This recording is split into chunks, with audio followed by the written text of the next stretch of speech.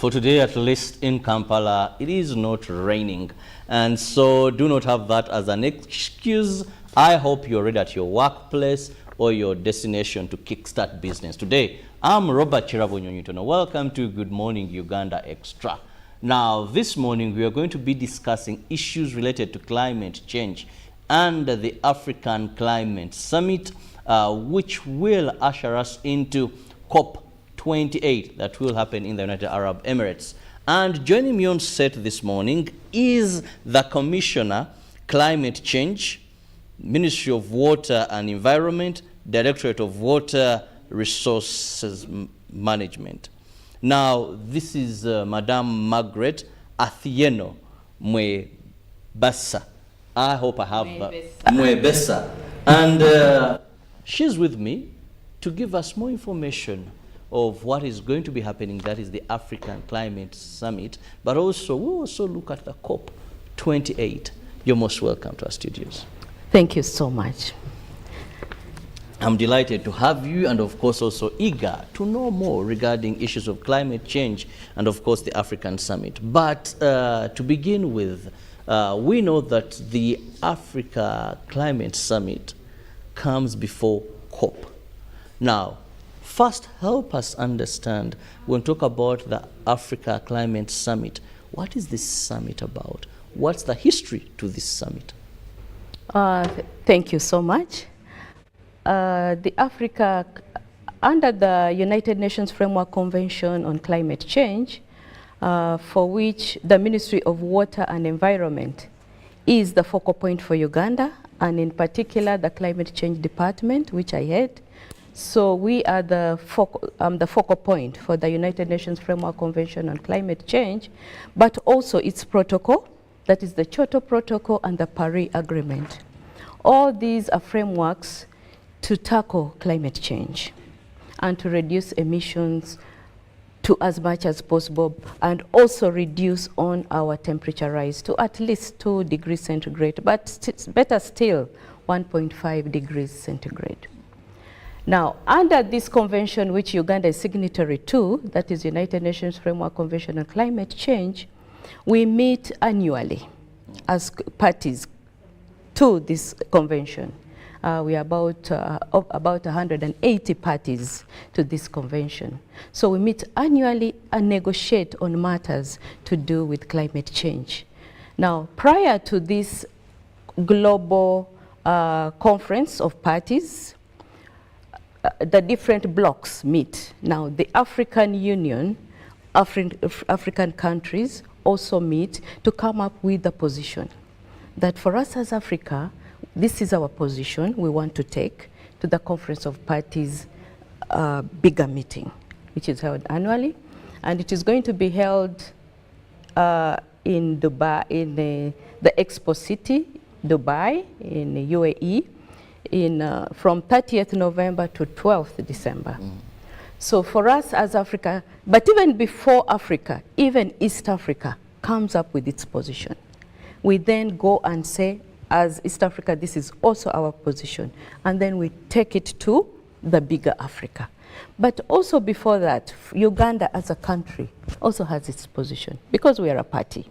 So we also go and negotiate and discuss within East African region, then the Africa region.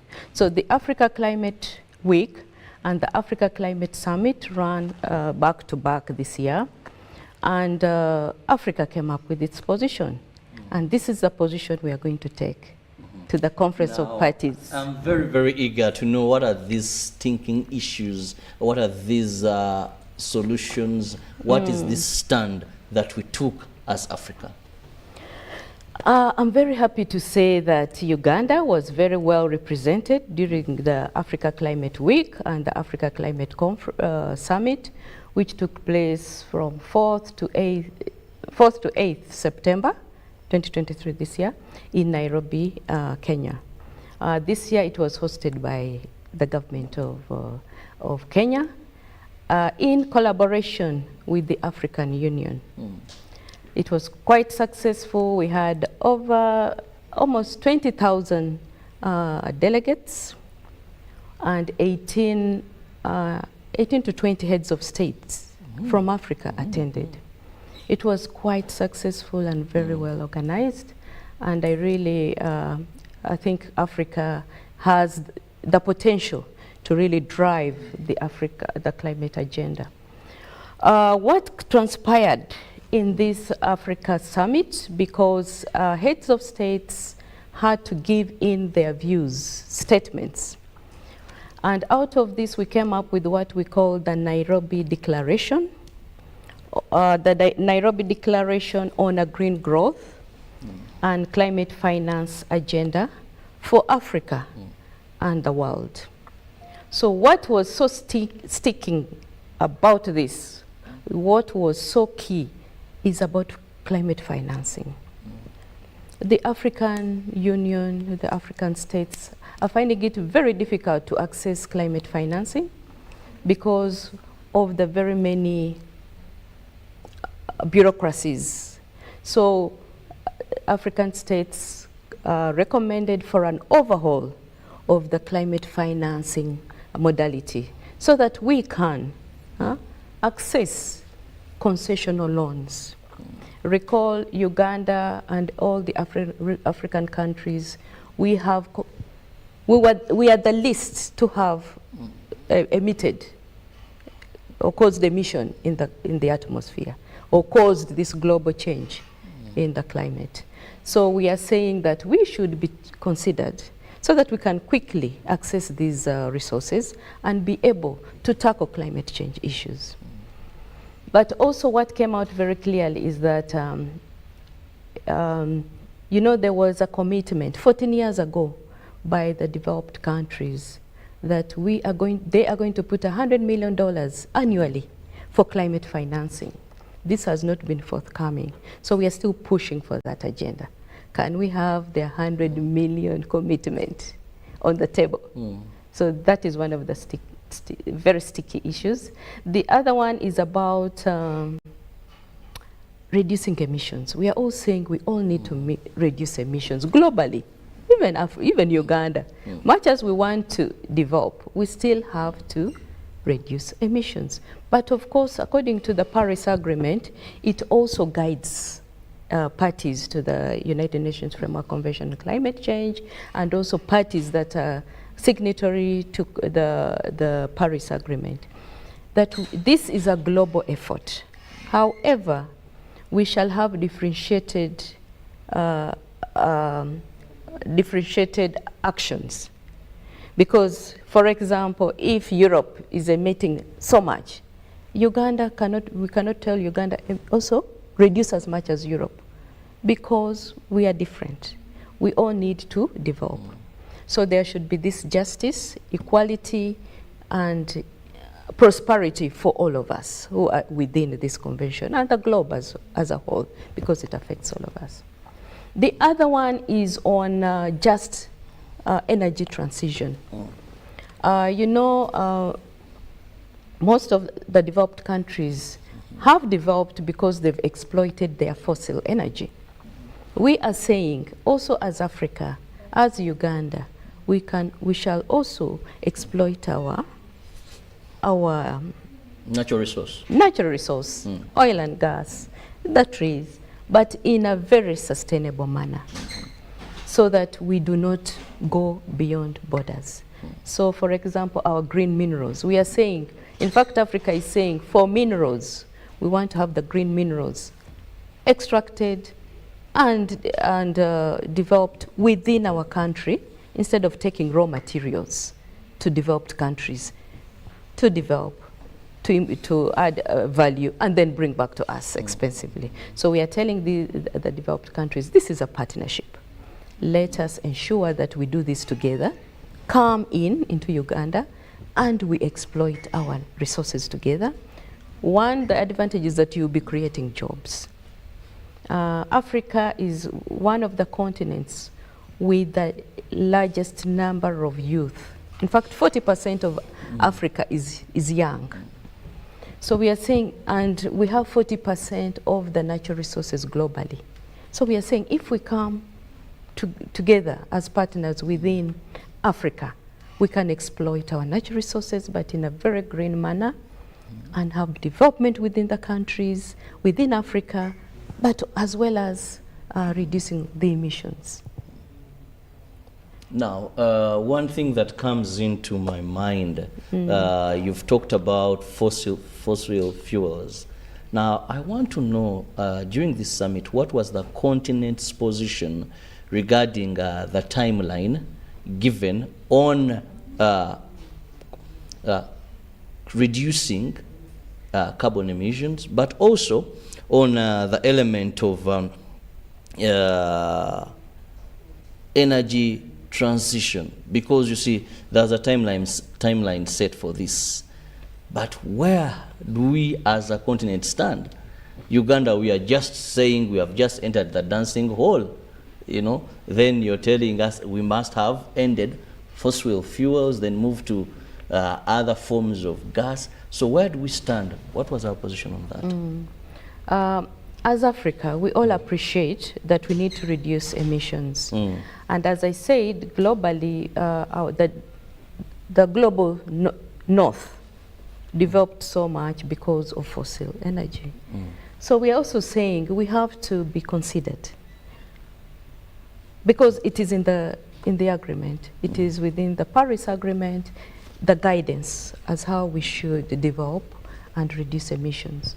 So as Africa, our position is, yes, we all recognize that we need to reduce emissions and also have a just transition, energy transition. So that is why I said we need to work together.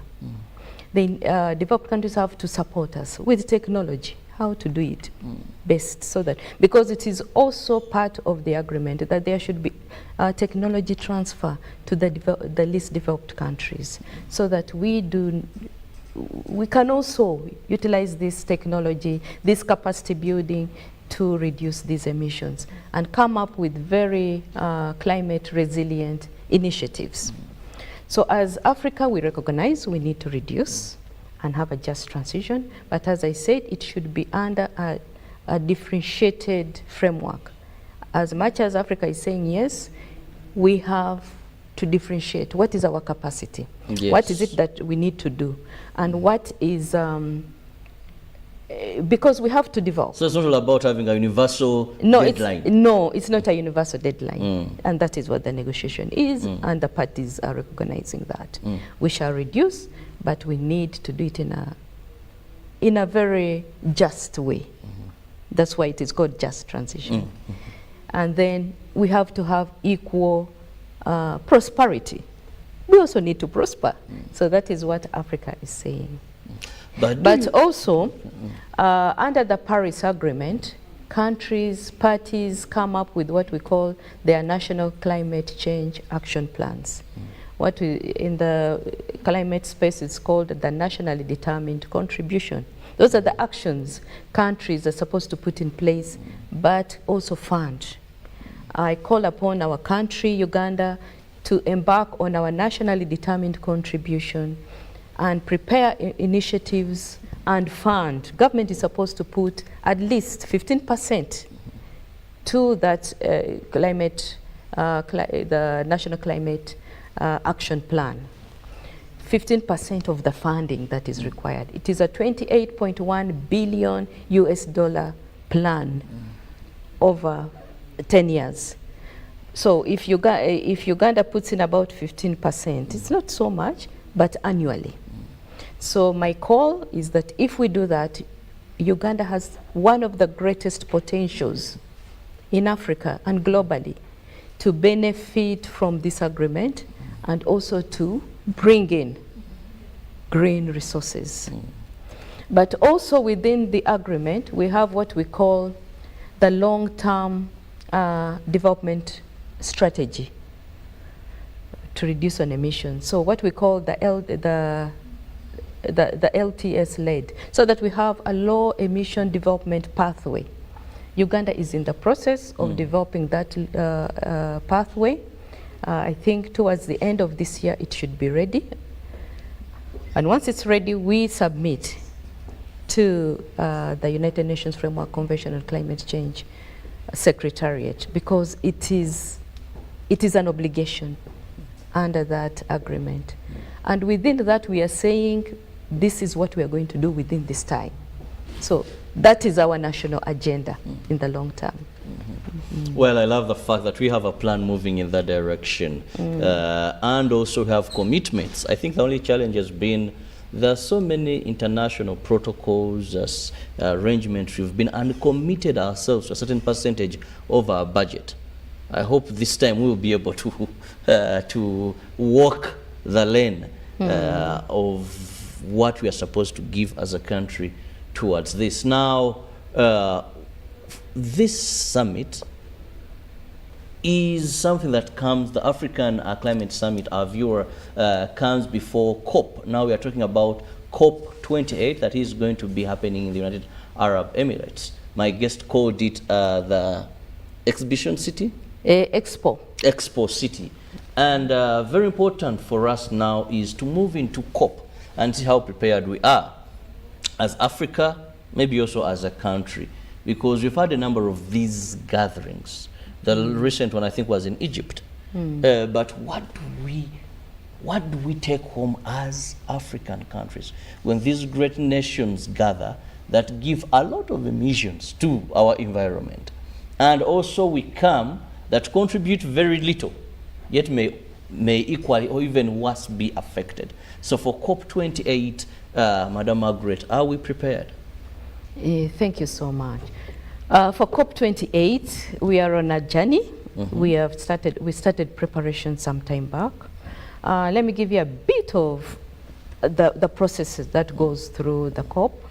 The first one is we have what we call the scientific bodies meet every June in Bonn, Germany, where we bring in all the parties to the United Nations Framework Convention to prepare and come up with statements, areas that still need to be taken to the COP.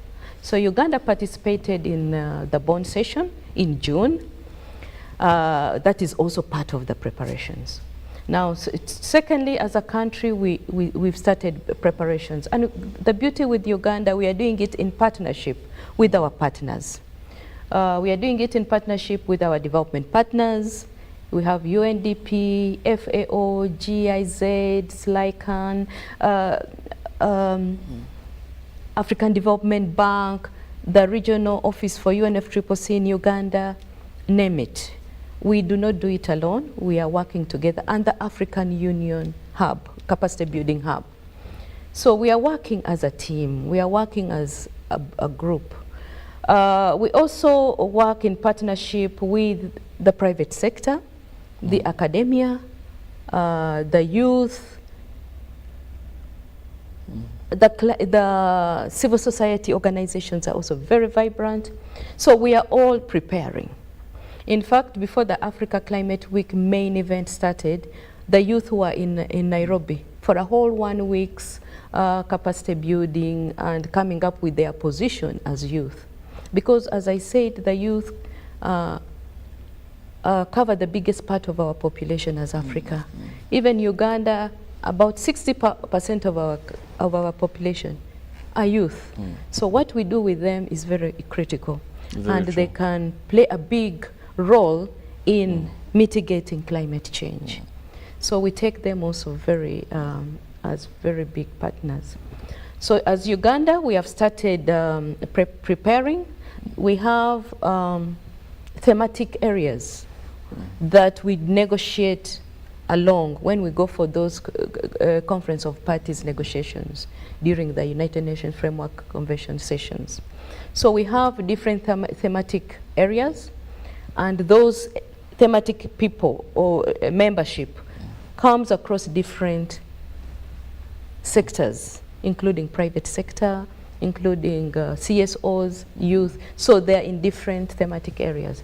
The thematic areas are the finance for climate change, adaptation, mitigation, gender, capacity building, transparency. Transparency is coming up very strongly because whatever we do, we have to report globally. So transparency is very important. So gender, technology development and transfer. As I said, we need the technology developed from those developed countries to be transferred to us, the least developed countries, so that we can use that to implement our climate change initiatives. So those thematic groups are already working, and I really want to thank some of our partners, because government is not the one even funding all those thematic areas. Mm-hmm. We have partners coming in to support us. We had UNICEF coming in. We have Uganda Red Cross coming in, Save the Children Fund. You know, much as we said, okay, we do not have this here, our partner said, yeah, we shall fund this meeting. I really want to appreciate that kind of partnership, and really, I think climate change is one of the areas that can really bring resources into the country, because everybody wants to be associated with climate change process that is happening in the country and globally. So those thematic working groups are already working, but also we have a national organizing committee to prepare us. Because much as these groups are working, we have different subcommittees that have to prepare for that COP.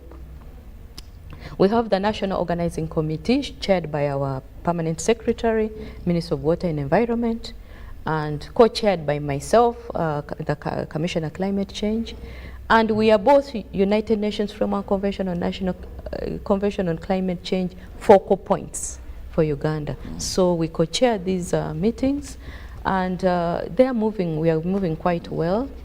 And we have different subcommittees. We have a subcommittee on events, programs and events. What programs do we want to have there?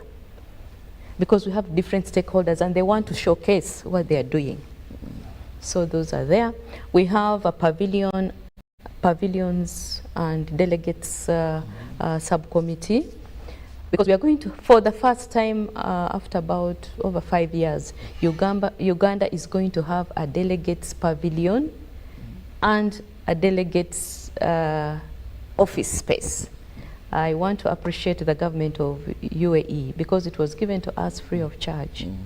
In the previous years, we haven't been able to have our own delegates pavilion and office because of lack of resources. What's the relevance of that? What's the relevance of that? Because these are delegates anyway. They know they are going for a conference of parties, and now this pavilion, this office. Good. Now, the pavilion and office are very critical for government. The delegates, one, we shall be having a lot of bilateral talks, because the COP is also an area where you negotiate, where you have bilaterals and mobilize financial resources and partnerships. So as government, we are already preparing some events where we shall have bilateral meetings with key partners. They will be there, who can come in and support us to fund some of our climate change initiatives. So it is very important. We need space where we shall also have our delegates, like the VIPs.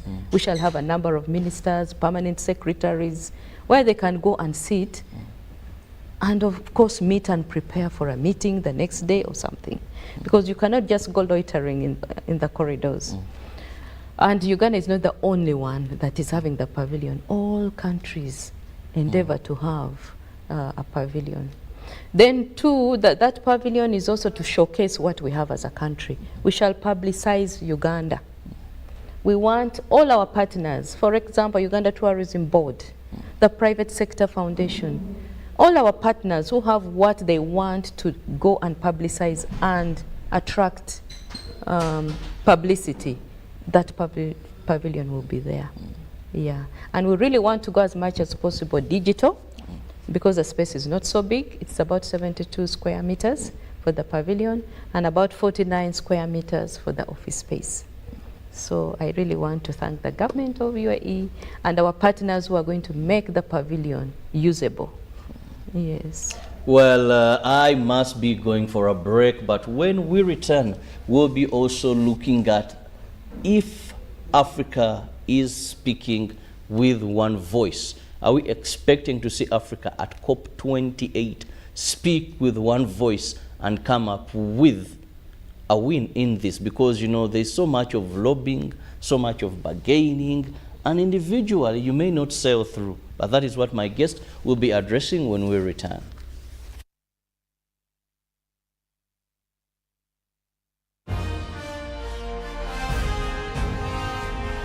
Live from UBC Studios in Kampala, this is Good Morning Uganda Extra.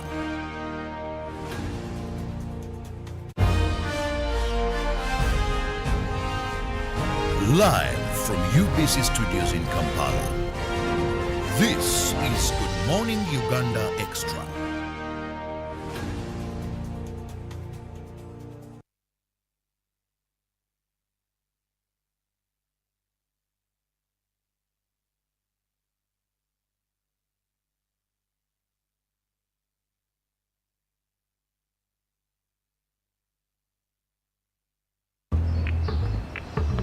Water, please. Can I pay with Momo? No. Ha. Hey, can I pay with Momo? Ha. Here's our merchant Oh, very good. 7 mega? 20. Can I pay with Momo? Unfortunately, no. Ha. Baby, let's go. When paying with MTN Momo comes with more benefits for everyone, it just doesn't make sense not to have it. Hello, I've come for it. Can I pay with Momo? Ha. Yes, you can. Pay or shop with MTN Momo and get cashback every week. It's free of charge. Use the Momo app or dial *165*3#.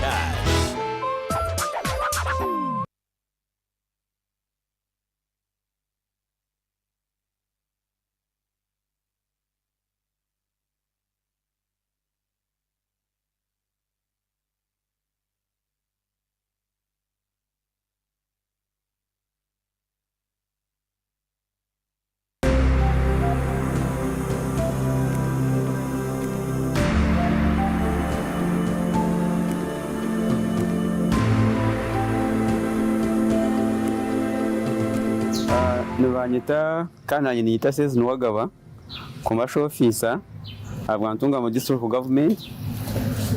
I am Sezi Nwagaba, the commercial officer for Ntungamo Local Government. I express my gratitude to God for this platform and the Emyuga initiative brought to us by His Excellency Yoweri Kaguta Museveni, as it has positively transformed the lives of the people in Ntungamo, whom I have known for a long time. When you visit the beneficiaries of this program, you can easily witness the significant positive changes in their lives. The audit report demonstrates that despite their leader being deaf and blind, profits are being made, highlighting how this program has actively engaged and evolved every individual. Initially, we received 2,650 million Uganda shillings. Each constituency received 530 million Uganda shillings. I would like to express my gratitude to this platform for providing us with the opportunity to share information about the Emyuga program. Our special thanks go to the President for initiating the program, and additionally, I would like to mention that there are numerous similar projects in Rubare and Ntungamo.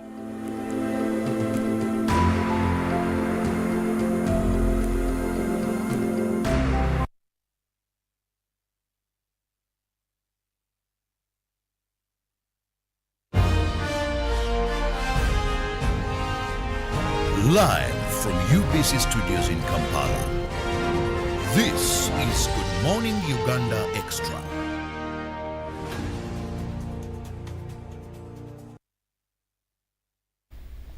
Many years back, if someone talked about climate change, it wasn't something that would attract global attention. Over a time, we've seen human activity and mismanagement of our environment, that now when you speak about climate change, anybody from anywhere will tell you Mother Nature has spoken and she's been rude to us. When we talk about how many people have died in earthquakes, how many people have died in floods, our brothers in Nigeria, we've seen over 2,000 people who losing their lives come back here in Uganda. Now the world is awake to the fact that the time to act is now or we all perish. And United Nations, many international bodies are looking at various interventions through which issues regarding the environment can be put on the table of men. Okay, where decisions matter for gender purposes, where decisions matter, and see how best they can be discussed. So that is why we have the COPs, this Conference of Parties, and now we are looking at COP28 to be hosted in the United Arab Emirates. And with my guest, we've been discussing more. What is Africa taking? How are we prepared? Not to merely be participants, but come with what is workable, tangible, and can help us save our lives in the near future. Now, before we went for a break, we were eager to know, are we speaking with one voice as Africa? Because when these great continents come, that is clear. We must have done that by this time. So how are we doing as Africa? Thank you so much. As Africa, we are preparing. We have been preparing as parties, as individual states, but also as Africa as a whole. You know, during these negotiations, it is a negotiation. And Africa or Uganda negotiates under 3 blocks. Under the African Group of Negotiators, where we are members, the least developed countries, where we are members, and the G77 and China, where we are parties also. So those 3 negotiating blocks, Uganda is part of it, and Africa as a whole. But as Africa and these developed countries, during the COP27 in Sharm el-Sheikh, Egypt, we said on this one, we must get it. That was on loss and damage. As you rightly said, Africa, Uganda, we have least contributed to emissions and climate change. And yet the climate change impacts are hitting us most. So we are saying, we pushed and said we need a loss and damage fund. So great, good enough that fund was, it was agreed we are going to have the loss and damage fund. But we are also pushing and saying this fund should be easily accessible to us, the least developed countries and Africa. Because at times these funds are put in place and the modalities of getting it is almost impossible. It's so tedious, very long, it can take years. But we are still pushing for that and saying as least developed countries, we need that fund and the modalities should be very clear. And that excites me, you know why? Because I was one of the Africans who were excited when it came to carbon trade. And I was very sure we have RERA, we have so much land that is vacant. And I thought, well, just planting trees. And we are paid. If we meet the requirements. I was like, now, yes, finally we are going to get money. But, Madam Margaret, I don't know for how long this carbon trade thing has remained an issue. I don't even think there's anyone in Africa or Uganda in particular who is benefiting from these huge monies that seem to be put in the way of reducing emissions. Great. That has been a very, I don't know, strong issue in the country coming up every now and then. But let me give you a background. Within the Paris Agreement, there is a provision under Article 6 that parties will collaborate or cooperate in reducing their emissions through carbon trading as one of the mechanisms, which means we are guided by a global framework on how to do this trade. So if we are going to do this trade in a very transparent manner and compete effectively globally, we have to do it well as a country and as Africa. That means that we have to follow those guidances, the procedures, the capacity building, and all that. That is being given by the overall framework of the Paris Agreement and the UNFCCC, which we are party to. So Uganda is one of the wealthy countries. In fact, the global south, we are very wealthy when it comes to the natural capital Those are our forests. Look at the Congo Basin, the Amazon, forests. Uganda we also have our very big chunks of forests, but also including wetlands. Those are all very great sinks for carbon. So we should jealously guard our natural wealth. So as a country, we must do it very well. We have to put all the necessary mechanisms in place in order for us to go into the international trade. So as the Minister of Water and Environment, responsible, and in particular Climate Change Department, we are preparing the country to be ready to go into carbon trading. What does that mean? We have to have regulations and guidelines as how we are going to do it. We must have a monitoring, reporting, and verification system because it is a commodity. By the way, carbon is a commodity, and it is one of the most precious commodities we have now with this climate change challenges. So it is a commodity which we have to really take seriously and handle very well as a country. It is one of the areas that will bring resources into the country. In fact, with these finances that we are saying government, we don't have finances, but carbon trading will bring us resources if we do it well. Because we can be a big sink to the emissions that is happening elsewhere.